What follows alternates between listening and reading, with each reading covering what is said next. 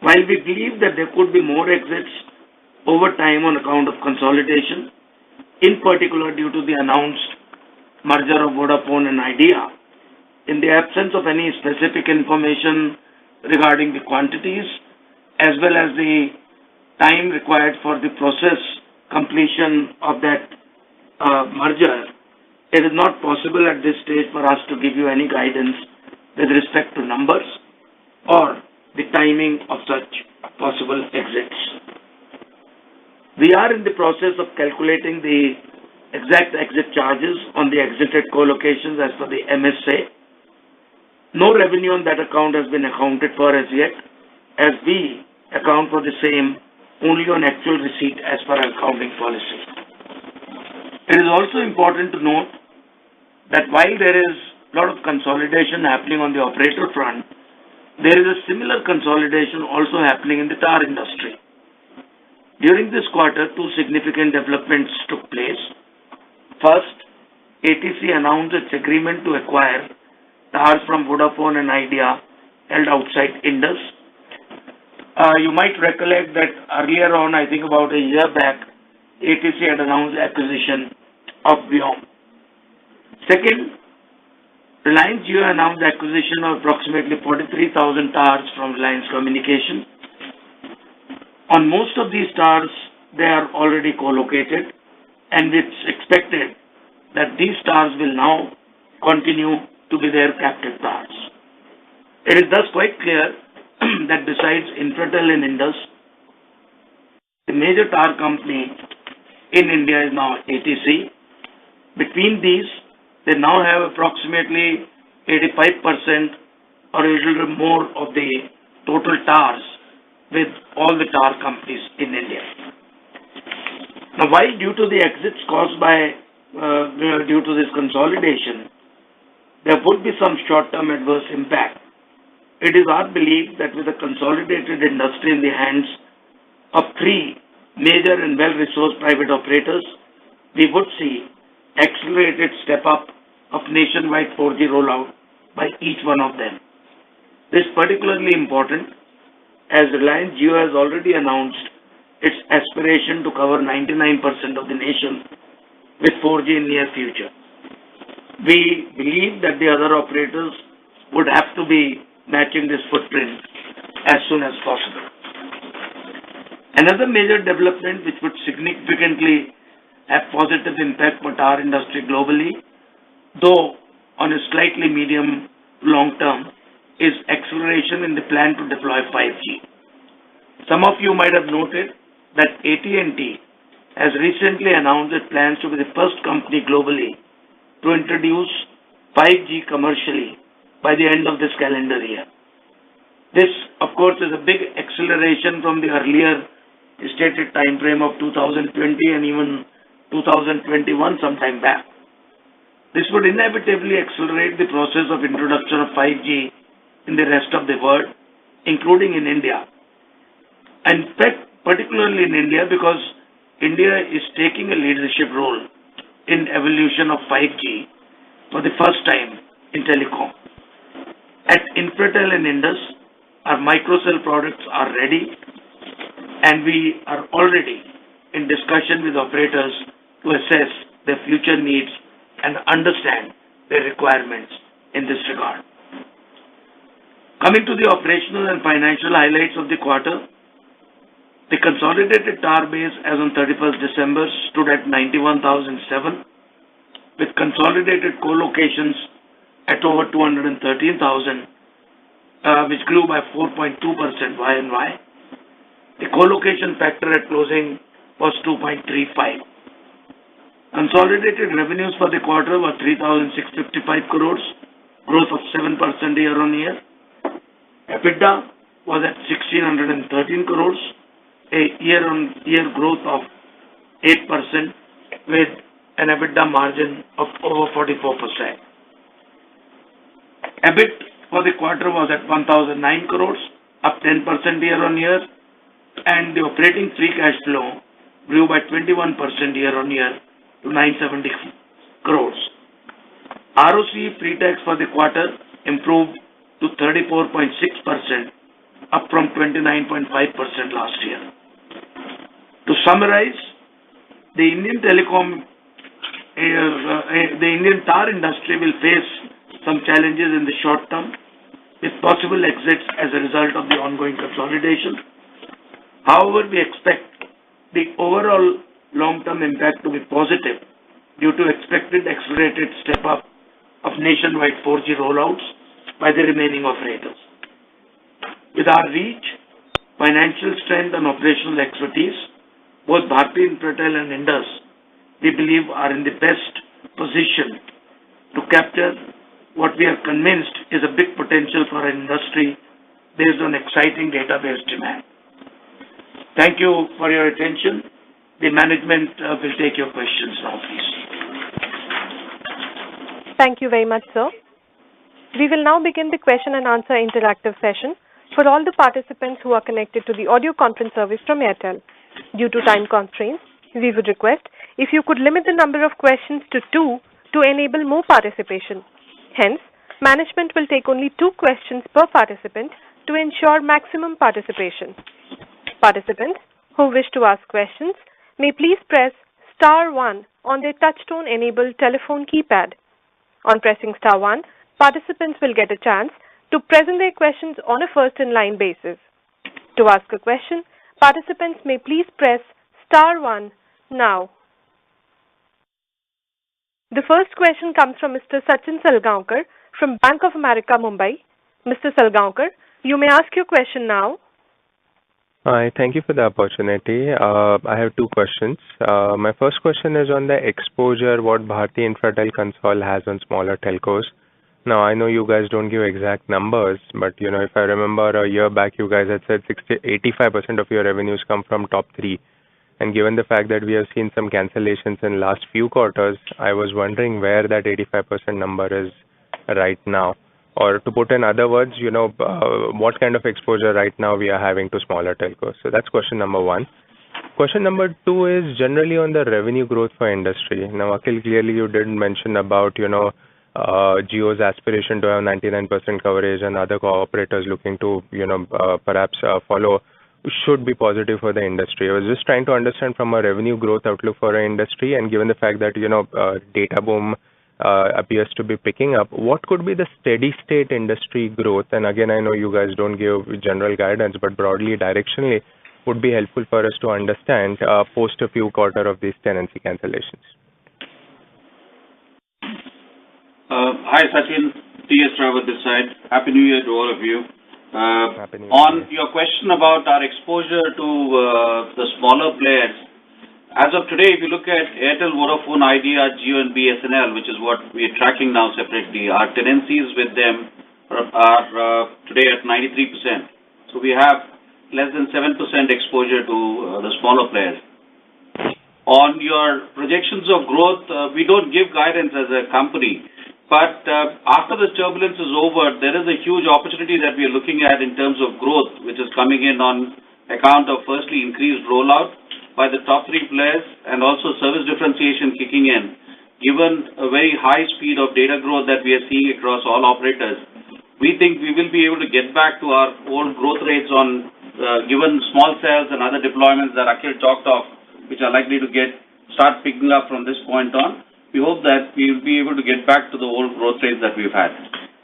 Sachin, I think you would understand that obviously the next 1 year at least would be a little uncertain in terms of our, what we do in terms of growth, because we really do not know whether and when would some of the other exits, like particularly what idea might come.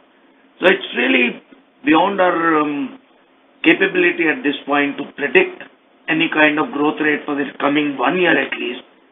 And therefore, it would be prudent to expect that the next 1 year would be a little soft, taking into account the exits which might happen. But thereafter, I think once we are over with this overhang of exits and everything, I think the growth to our mind should be fairly rapid. Okay, completely understand that, Akhil. One small follow-up I have is, clearly we did see some cancellations this quarter, last quarter, And your opening remarks, you did mention about, you following up them based on the MSS for penalty. Again, I know the timing is not into your hands, but, what should we look at as, when we could see some penalties for the cancellations which have already happened coming? This process about our sending the notices and all and calculating, because the penalty is to be calculated side by side. It depends on how much period they have been, what is the residual period and so on. So I think it will take some time, and maybe by next quarter or the next time when we meet, we would have a much clearer picture on the total amount as also what is being realized. Okay, got it. This is clear. Thank you. Thank you very much, Mr. Salgaonkar. The next question comes from Mr. Gaurav Malhotra from Citigroup, Mumbai. Mr. Malhotra, you may ask your question now. Yeah, hi. Good afternoon, everyone. Just a couple of questions. While we understand that Idea Vodafone would probably be slowing down their network deployment in anticipation of the merger, the overall gross additions of around 2,000 suggests that even the other two players, which is Jio and Airtel, have also slowed down. And the slowdown seems to be quite, it's almost half of what it was, say, in the previous quarter. So any sense on what seems to be the reason why the slowdown has happened? That's one question. And an associated question would be that even though the tenancy the co-location slowed down, your CAPEX sort of has gone up. So how should we look at the two together? So, Gaurav, as you're aware, I think operators are, and especially the big three who are doing meaningful rollout, we're going through a lot of merger acquisition that are already there in the news. They've been taking stock of the assets that are coming in, which include spectrum, base stations, and so on and so forth. And that is why we've seen definitely a pause in this current quarter that we went through. Even Jio's rollout was going between two phases in terms of what they are deploying as the next set of equipment, where they're trying to leverage new technologies as they place orders on new generation equipments there. Having said that, while we did see slowdown on the co-location side, we've seen increased acceleration on the 4G rollout by the top three operators, including, of course, Airtel, Vodafone, and Idea, all three of them. So that rollout has been bigger priority for the operators, where at a marginal investment of CAPEX, they are able to give 4G offerings across the length and breadth of the country. So we see them now in their high 70s in terms of leader having 4G coverage, which we think they will take it up to 100%, as we said earlier, that pretty much all the sites would have some kind of a broadband offering in a couple of years from the time they started rolling out. So we are seeing their big focus in terms of 4G rollout on the spectrum that they already hold. On your question of CAPEX, on CAPEX, as you're aware, CAPEX is fundamentally driven by incremental volumes, maintenance CAPEX, initiatives, and CAPEXs, plus, whatever the advance buying we do for subsequent orders, But the increase what you are seeing is, last quarter we had actually an anomaly at Indus level, because of which, the GST implementation, there were certain purchase orders which were getting reissued, which got delayed, which impacted the reporting of the numbers there. And hence it would be prudent, if you see on a YTD basis, you will find CAPEX to be in line with the normal trends we have been, incurring the CAPEX. Okay. Just a follow-up. So, by when do you think, the sort of the growth by at least, say, a Jio or an Airtel, so sort of the non-Idea Vodafone guys, when that should sort of pick up? Are you seeing signs of that picking up now, or this quarter also, looks soft to you? It's a little early because the quarter has just begun, and of course there are intimate discussions, how much of that results into it, but we see no reason why the operators would be delaying the rollouts anymore, because data is truly picking up, 4G penetration of handsets is increasing. I think they would not want to lose time, because whatever time they lose now, they are losing revenue. So hopefully the rollouts should start soon. DS, you want to add? Again, there are more news in the public domain. I don't want to share operator-specific discussions here, but news in public domain about operators wanting to do catch-up. And as I said earlier too, that we first expect existing operators to use their 4G spectrum and have 4G offering across the length and breadth of the country. You have to look at the market today from an operator market standpoint. Jio's offering is a 4G offering, and he's been the challenger who's been aggressive on rollout. So there is a catch-up that all operators need to do as leaders, not only to retain their market share, but also to gain out of the smaller operators that are exiting the market. So from a strategy standpoint, yes, for incumbents, there is an option where they could continue to focus and complete 100% of sites with 4G rollout before they start to look at meaningfully adding tenancies and new build sites for 4G only. But definitely Jio is the one who was acting a catalyst in the last 2 quarters with the numbers that you saw bumped up in the previous quarters, the first and the second one. So we hope that they've done their purchasing for the next phases and start to roll out as quickly as possible. Just one Well, we small also do not believe that Vodafone and Idea will just go into a sleep mode.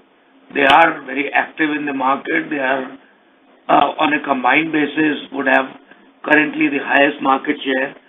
So we do expect them to roll out as well. And they will not be pausing because they have a process of consolidation going on. I'm sure between the two companies they will sort out which one rolls out what even before the full merger. Just one small question. So from the tenancy exits, has the MSA led to increase in the rental per tenant in those towers? Gaurav, so that's a function of, when exactly the tenancy shutdowns of that respective operator in the network. To the extent, those numbers are shut down, automatically the increase goes in that particular month's billing. Okay, so that has started. Yeah, For that some has time started. this year. Okay, thank you. Thank you very much, Mr. Malhotra. The next question comes from Mr. Manish Adukia from Goldman Sachs, Mumbai. Mr. Adukia, you may ask your question now. Yes, hi, good afternoon, and thank you for taking my questions. I have a couple of very quick questions. First one is just on the exits that you saw in the quarter. Can you just comment on which operators contributed most to it? Was it largely Idea and Vodafone? And a follow-up to that is, I think ATC's press release back in November mentioned that they will be the preferred partner for Idea and Vodafone, subject to few existing agreements. Does that change anything for Bharti Infratel and Indus? And just lastly, if you can comment or provide us any update on the potential Indus stake purchase that you had commented on during the last quarter. That will be all. Thank you. So we obviously, I'm sure, can't comment on any specific operators' numbers that we won't be able to give. On ATC's comment, well, I think everybody is entitled to make the comment, but so far, very clearly on facts, Indus and Infratel are the preferred tower company. On the third one was on the merger. Well, look, this is a topic which has been often discussed. Surely there have been thoughts going on around it, but at this point I can only say if and when, if there is something to it, we will obviously openly come out to the market and to the stock exchanges, but at this point I have nothing else to say. Right. And just a very quick follow-up. I think I noticed for Indus, the number of towers actually declined in this quarter. Can you just throw some light on what's the dynamic that's at play there? So, Manish, this decline is, when we have reported about the colo churn, so there were certain sites wherein the notices have been received even for those, there were single tenant sites because of which the tower numbers are going into negative. Understood. Okay. Thank you and all the best. Thank you very much, Mr. Adukia. The next question comes from Mr. Srinivas Rao from Deutsche Bank, Singapore. Mr. Rao, you may ask your question now. Hi, thank you very much. I have two questions. One relating to your, the average lease period and the lease rental which you disclosed. That number has kind of peaked in September last year, and that's been, so to say, coming down since then. It actually fell even this quarter. Any light on does that mean that the effective tenor of the tenancy contracts are obviously coming down. And could you throw some light as to where they will stand? Does that number go to like 2-3 years? Over a period of time? No, Srinivas, so that's a function of the total, tenor which elapses plus, the new co-locations which are coming, the new revenue getting added. Now, because of the overall kind of net additions what we have seen, the overall revenue realized has been more, and hence we see that kind of a decline happening. So, I don't know if it is right to look at it, but if the decline in the residual contract here, does it mean that the newer, so the contracts are getting cancelled? And is that a right way to look at it? Those were the longer tenure contracts? It's a function of both, on the existing contracts which have been running, so every quarter, that the residual life goes down by another 3 months, so to say, coupled with, all new additions happening, whatever is the addition in the residual life. Plus, now on account of the colo churns which have happened, whatever was the residual life for those contracts too has been adjusted in this number. Okay. And can you were kind of transitioning all the contracts to a new kind of a rate card based framework. Has that been completely done? All that now fully into the financials for all tenancies? As of today, any new tenancy that we are taking is as per the new rate card. So no, the existing players also had to kind of were given some kind of a NPV neutral offer. I'm talking of that transition. That offer, we had made that for the period, and after that, whoever signed in that period, we've closed with them, and the people who've not chosen to sign it, we've left that. As I said, we continue to do business. There are two propositions there. One was, of course, the increase in the rate card, basic rate card by 2.5%. That's been applicable to all new tenancies that we've been taking across the board. The second offer, of course, was an extension offer that if you agree on to granting a further extension, we had given a freeze, and that was the NPV neutral calculation against that. So that offer has been withdrawn to the people. Whoever has signed has taken that offer, and we continue to execute that with them on the existing tenancies. There is a freeze, and the unfreeze happens on the day when the base rental starts to cross that threshold for those particular sites.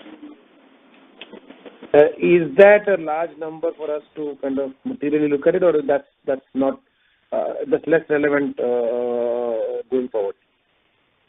No, I don't think there's any impact going forward on account of that. Understood. No, this is helpful. Just can I add one more question? You did mention about the small cell product being ready. Would it be fair? Obviously, would expect the rentals and to be lower on that.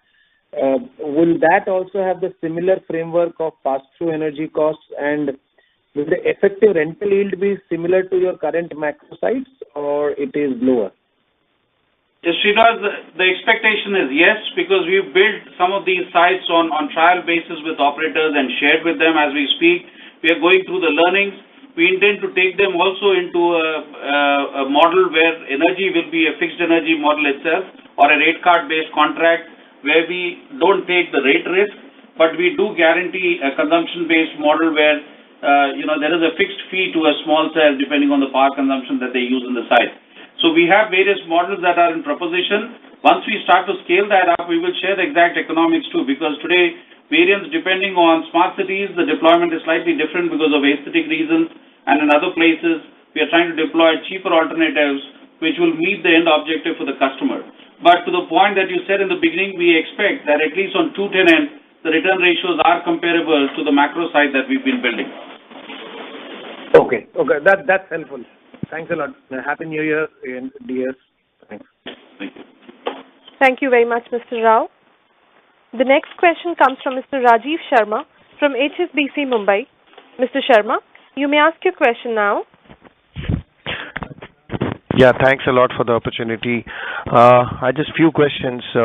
First one being the slowdown, from Jio. Is it to do with the fact that they're focusing more on pole sites and something which we cannot offer?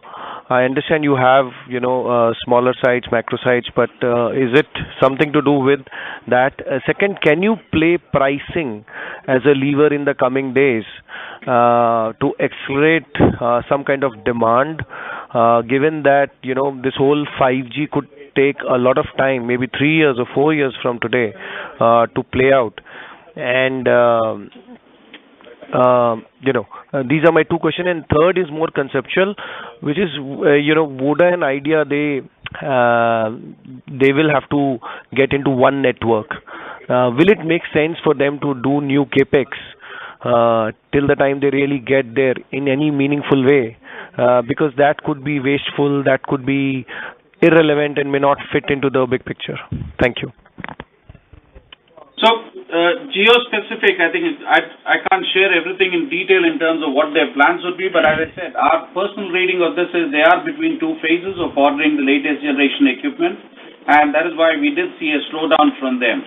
In terms of rollout, your second question on saying whether there is pricing as a lever, honestly, in this business, we've stated this repeatedly that firstly, the requirements are not fungible, and if there is a tower, it is cheaper to be on that tower rather than asking someone else for a small delta difference to build a new tower next to an existing tower.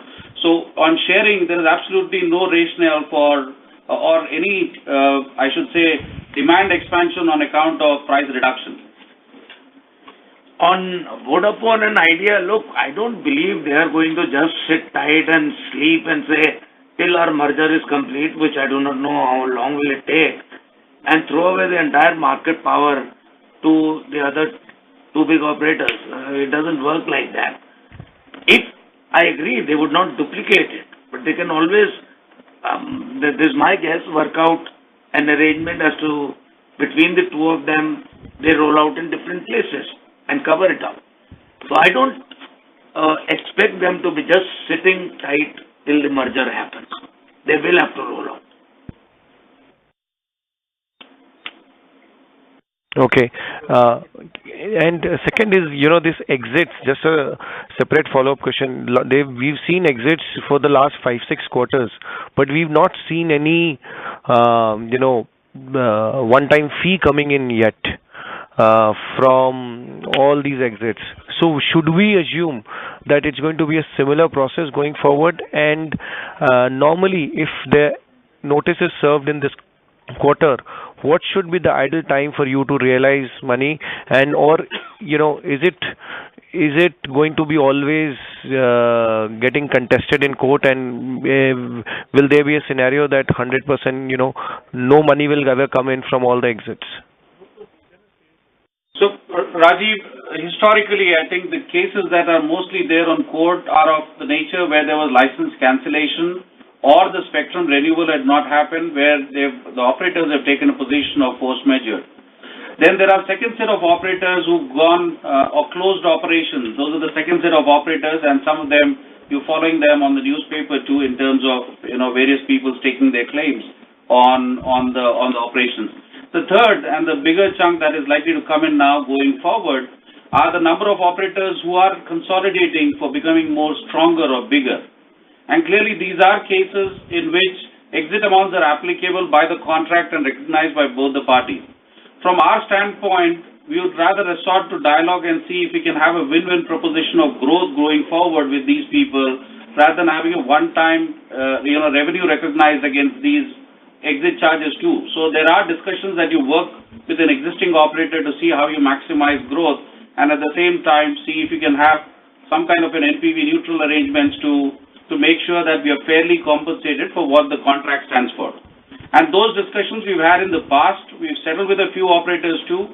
There are small exit monies that have been coming in for some operators that exit, but that's been an insignificant amount. It started to become material now for operators who are trying to do consolidation among themselves and grow and become bigger. So we hope to recover these exit charges, whether in absolute money in one go or maybe adjusted into a mechanism where it's compensated for in the growth to come in coming years. This is very helpful, but just trying to understand this growth and win-win formula, because there are only two tower companies. So there is a 50% chance that you will get incremental growth. So how do you ensure that you're getting compensated? Because there's always a chance this could have come to you in future. You're right. I think that's one of the ways of ensuring growth of some committed tenancies and so on.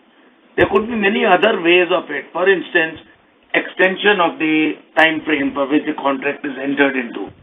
Also, there could be arrangements of payments coming over a period of time. So there could be many ways which the operators could suggest. For us, the critical thing is to try and ensure that the NPV is preserved.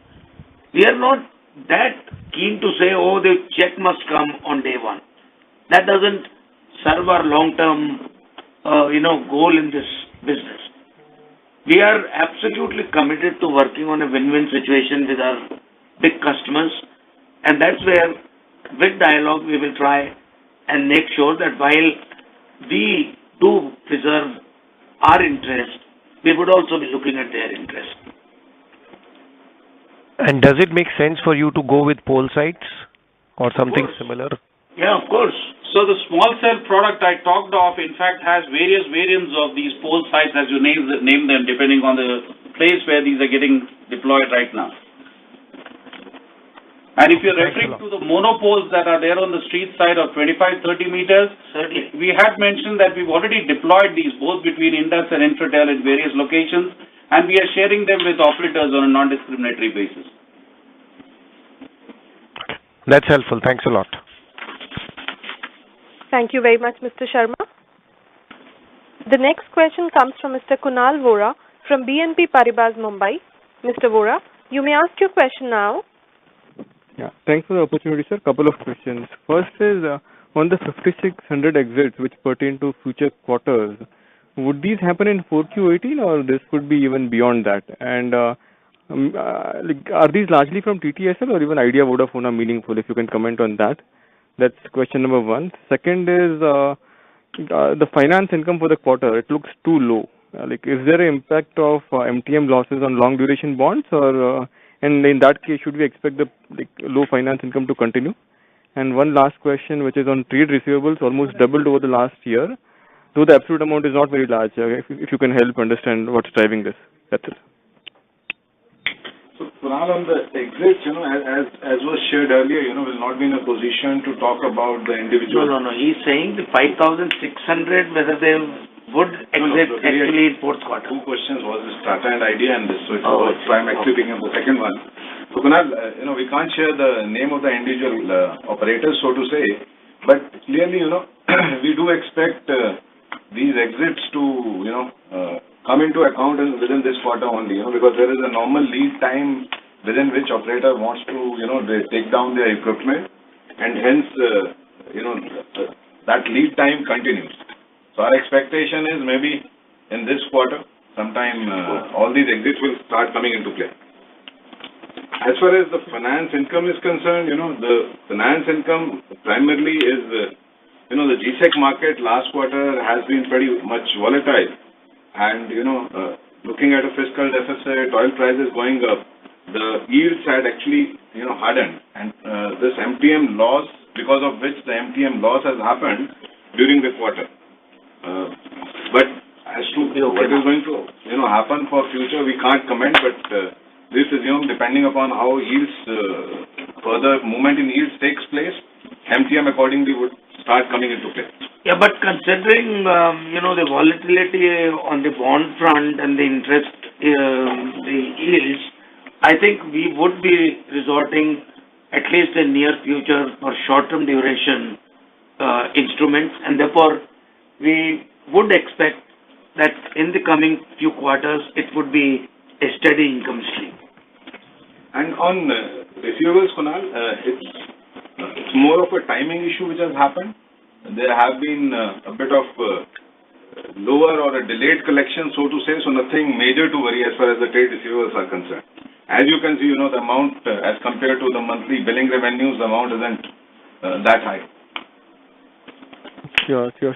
So just a follow up on the first question, like say the reason why we would be interested, like say like where TTSL versus Idea Vodafone, because Idea Vodafone has already like laid out, like they have their plans to cut down cell sites, so from 270 or whatever to 220 or 200, whatever it is. While TTSL is something which we can live with. Idea Vodafone, if that pain is already behind partially, that will give some comfort. So if you can comment on whether it's like even their adjustment is already taking place, or that's like completely still away and it's largely the exiting operators only. It's largely exiting operators. What idea? There are certain permitted exits, which is what has been triggered maybe in these numbers. On the merger front, we haven't seen those exits. If that's the question that you are alluding to, the NCLT approval I think only came in about a week or two back.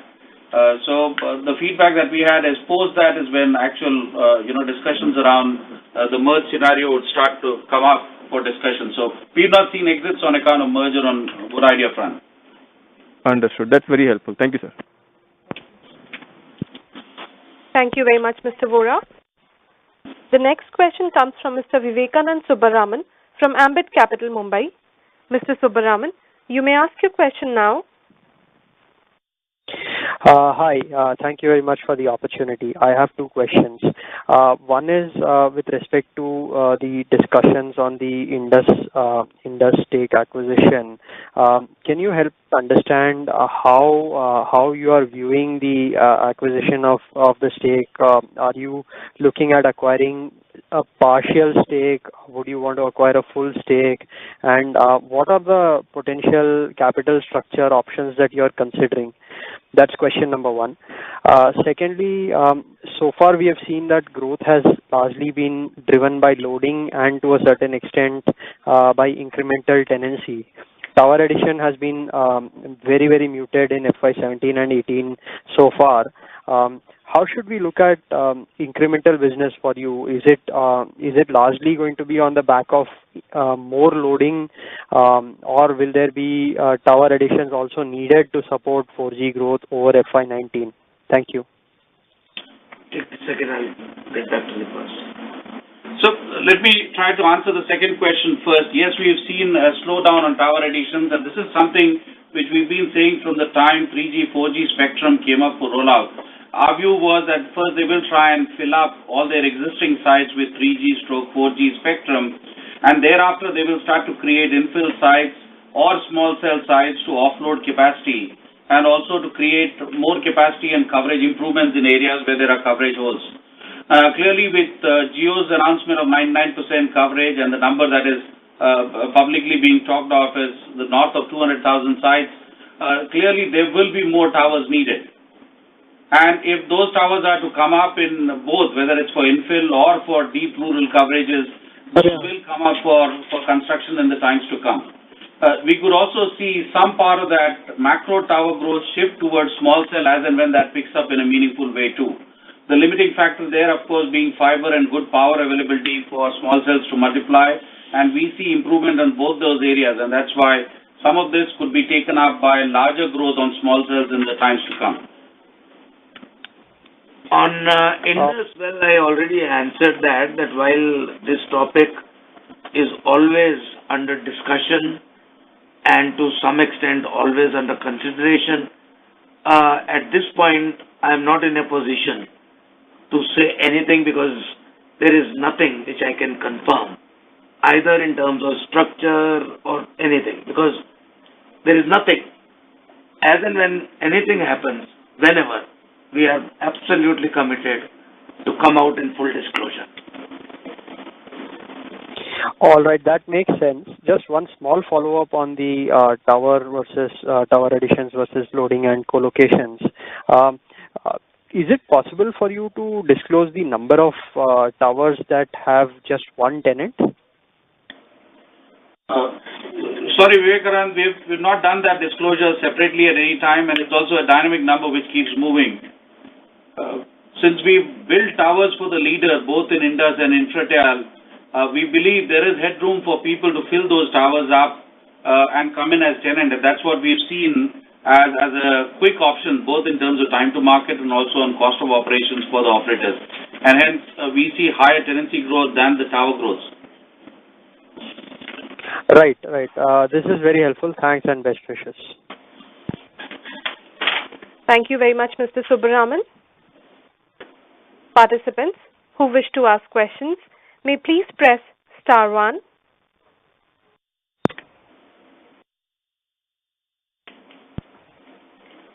The next question comes from Mr. Sanjay Chawla from JM Financial Mumbai. Mr. Chawla, you may ask your question now. Thank you for the opportunity. I'll start with the first question, which is on CapEx. I mean, there seems to be a fair amount of disconnect between the business growth in terms of the volumes that we have seen on the tower tenancy front and the CapEx number. For example, last 2 quarters, and I'm considering last 2 quarters because first quarter, as you said, the second quarter that you said had some anomaly in Indus. If I look at the last 2 quarters, we've had 50 to 100 tower additions and around 3,000 of gross tenancy additions. But we've incurred 500 crores of CapEx in each quarter. Whereas, in the previous 7 or 8 quarters, we were having around 4,500 gross tenancy additions and, more than 500 towers added every quarter. And we were at 500 to 550 crores, which is not very different from what we've incurred in the last 2 quarters. I mean, one would expect with the, consolidation and, slowdown in gross tenancy additions, CapEx would come down, but we haven't seen that. So what really explains that? I mean, is there a lot more money going into energy investments? Is this a classification issue? If you can just throw some light on that, that would be great.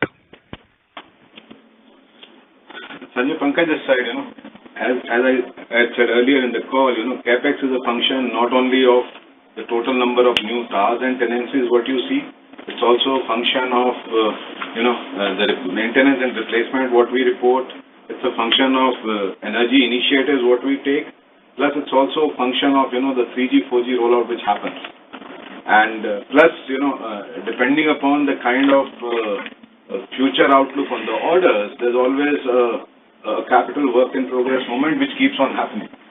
So if you really look at it from that perspective, the total summation of that is what you are able to see in the total capex rollout of 500 crores what you are talking about. So, if you just try and equate it more from a tower tenancy, yes, you are right, you will not be able to see because there is a lot more replacement, capex happening on energy initiatives. Within the line items, there is a bit of a change which happens depending upon quarter to quarter. The better way, on CapEx, as we have said, is to look at it more on a yearly basis, because in one quarter there can be even a replacement CapEx can be lower, which gets picked up in subsequent quarters. So, if we are looking at it trending may not be the right way, but yes, there are other line items and there is a CapEx which is getting invested on that. So would you attribute it to mostly pick up in energy-related CapEx and maybe some capital work in progress, which is obviously not visible in this immediately? Because we report the maintenance one, predominantly this is the revenue growth CapEx and not anything else, because as you know, we report the maintenance in general corporate. So it is on, energy initiatives, advanced buying, as well as the 3G, 4G rollout. You mean the loading part also, which is not yes. Transparent here? Loading revenue, what you get, there is a bit of a incremental capex which goes on for each of the loadings. So, this particular growth, increase in capex includes that too. Sure. Are we seeing an uptick in loading? I mean, have you seen that, which is keeping the capex rather kind of fixed around 500 crore number? Have you seen any pickup in loading, volumes in the last couple of quarters? Yes, I did mention, I think particularly the shift towards, earlier we used to have 2G and 3G loadings coming in. Now, large part of our loadings are 4G.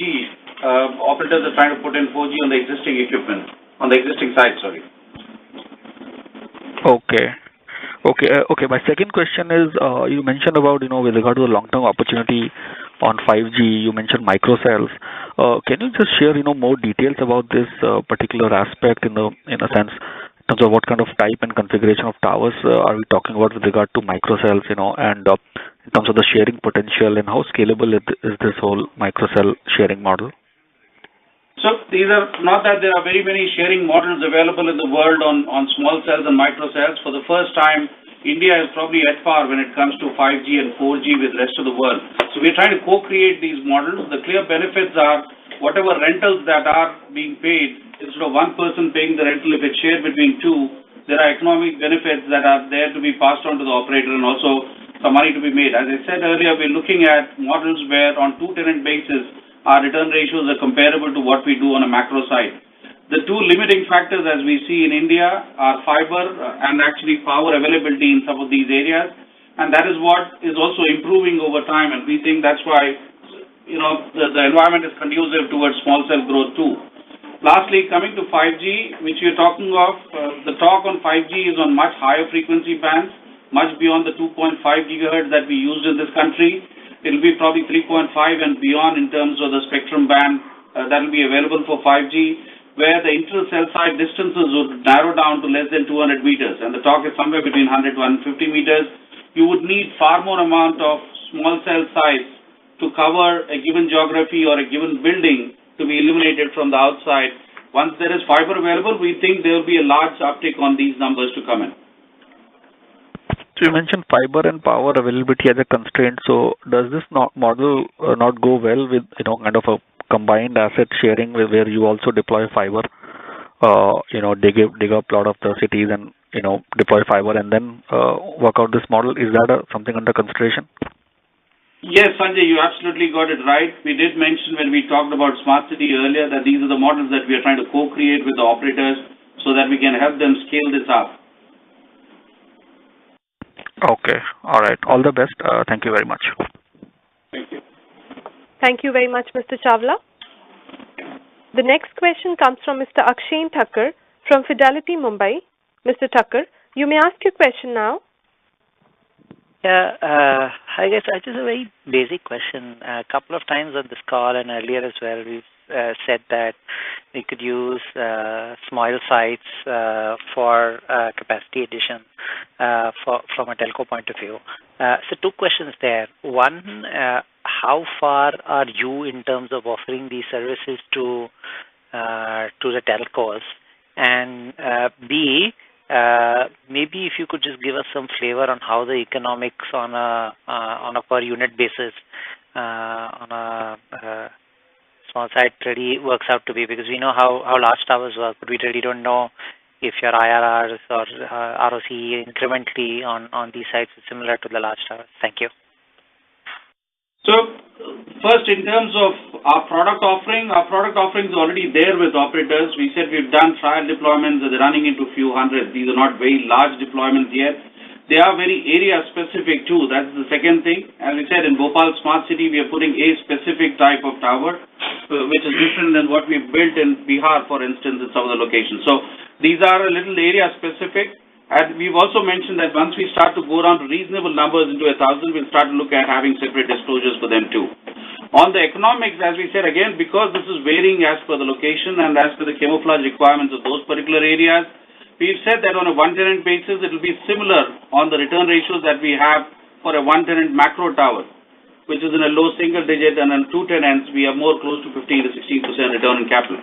So we hope to replicate that exactly also on the small cell model. Okay. Thank you, guys. Thank you very much, Mr. Thakkar. The last question comes from Mr. Himanshu Shah from HDFC Securities, Mumbai. Mr. Shah, you may ask your question now.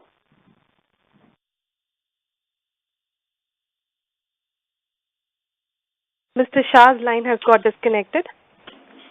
At this moment, I would like to hand over the call proceedings to Mr. D.S. Rawat for the final remarks. Thank you. As Akhil cited, the telecom industry has seen an unprecedented consolidation. Combining this with few operators shutting down, we saw a net decline in co-locations last quarter. We've also taken a conservative approach in recognizing the exit at the time of exit notice itself, leading to reporting of slightly higher average revenue per tenant. Nonetheless, remaining operators are capitalizing on the ever-growing data opportunities and have picked up on the data rollout. As we've said earlier, consolidation in the sector is good for us, and as it will lead to stronger and stable players doing larger and faster rollouts. We've closed the quarter with consolidated revenue of rupees 3,655 crores, up 7% year-on-year, and EBITDA growing at 8% year-on-year to rupees 1,613 crores. Going ahead, we believe operators would want to monetize the increasing data consumption while improving the quality of service, we are best placed to capitalize on this by building and sharing vital telecom infrastructure with all operators on a non-discriminatory basis. On behalf of the entire Bharti Infratel team, I thank all of you for your continued support. We are fully committed to make most of the opportunities before us. I would also like to take this opportunity to wish all of you a very happy New Year. Thank you. Thank you, sir. Ladies and gentlemen, this concludes the conference call. You may now disconnect your lines. Thank you for connecting to audio conference service from Airtel and have a pleasant evening.